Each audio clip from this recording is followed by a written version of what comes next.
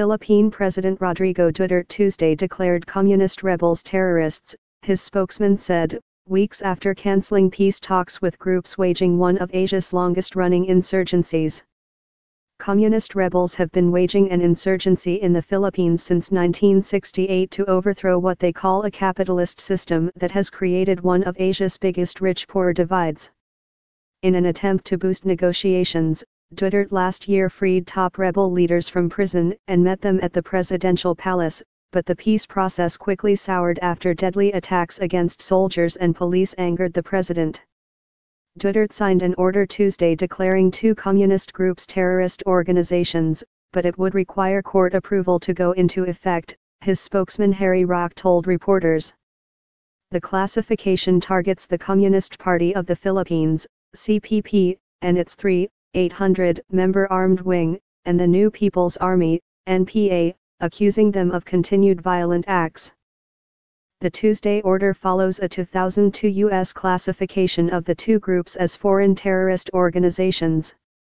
Communist rebels have been waging an insurgency in the Philippines since 1968 to overthrow what they call a capitalist system that has created one of Asia's biggest rich-poor divides.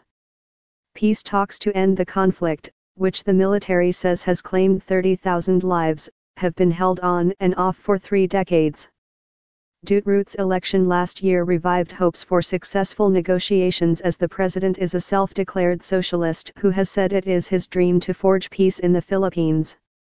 Duterte's election last year revived hopes for successful negotiations as the president is a self-declared socialist who has said it is his dream to forge peace in the country.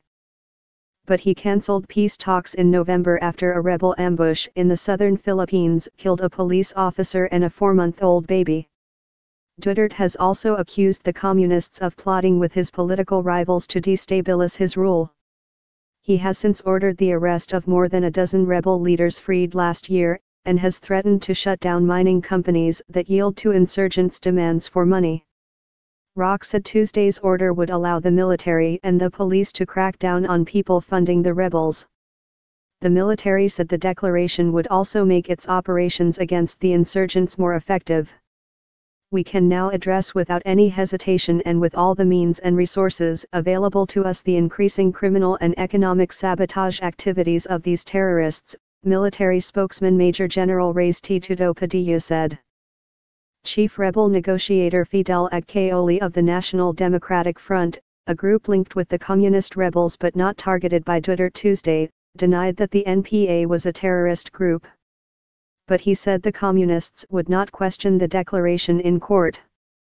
Pulse news agency International by AFP brings you the latest news from Africa, covering breaking news in business, politics, entertainment, technology, and more.